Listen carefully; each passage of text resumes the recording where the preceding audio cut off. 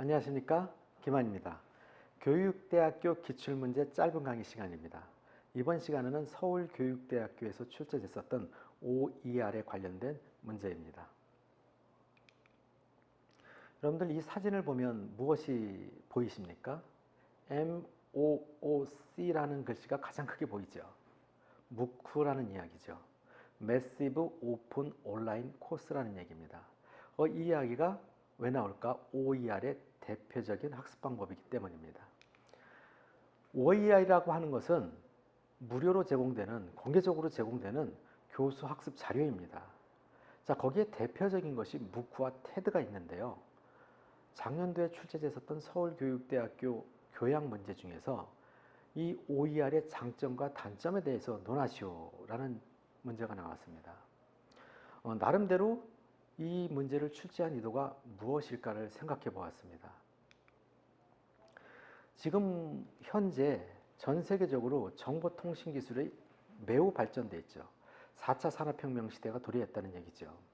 그런데 이 정보통신기술의 발달이 어떻게 보면 3차 산업혁명 시절이 바로 정보통신기술의 발달입니다.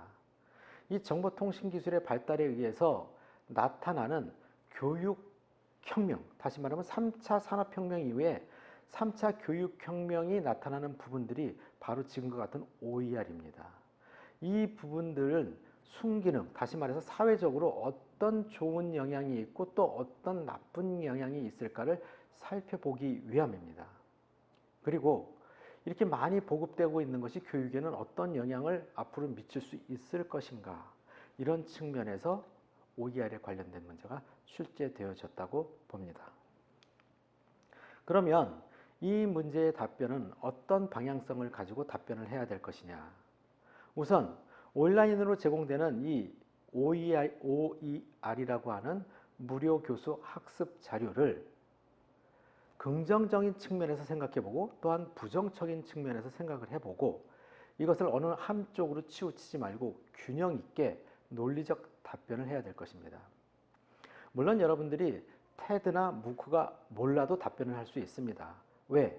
이것이 온라인으로 제공되는 무료 교수 학습 자료라는 것만 가지고도 여러분들이 이야기를 할 수 있어야 된다는 것이죠. 두 번째로는 무크, 테드 이것이 어떻게 교육적으로 활용되는 것이 바람직한지 또 그렇게 했을 때 무엇이 문제점이 있는지 이야기해 보라는 것입니다. 제가 간략하게만 무크에 대해서 설명을 해본다면 무크라고 하는 것은 일반 인터넷 강의하고는 좀 차이점이 있고요. 실질적으로는 쌍방향성 교육이고 그 교육을 통해 가지고 시험도 볼 수 있고 또 토론도 할 수 있고 학점도 딸 수 있는 체제가 되었다는 것입니다. 물론 우리나라에서도 K무크라고 해갖고 수료증을 지급해주고 있습니다. 자, 이런 것들이 좋은 점도 있지만은 문제점은 무엇이 있는지.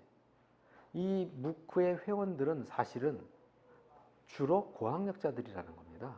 무크가 만들어진 취지는 대학을 다니지 못하는 사람들한테 제공해주기 위함인데 그렇지 못하고 높은 학력을 가진 사람들이 주로 회원으로 활동하고 있다는 것이 문제점이 될 수도 있겠죠. 자, 이 부분에 대해서는 여러분들이 테드도 한번 찾아보고 무크도 찾아보고 좋은 답변을 한번 만들어 보시기 바랍니다. 감사합니다.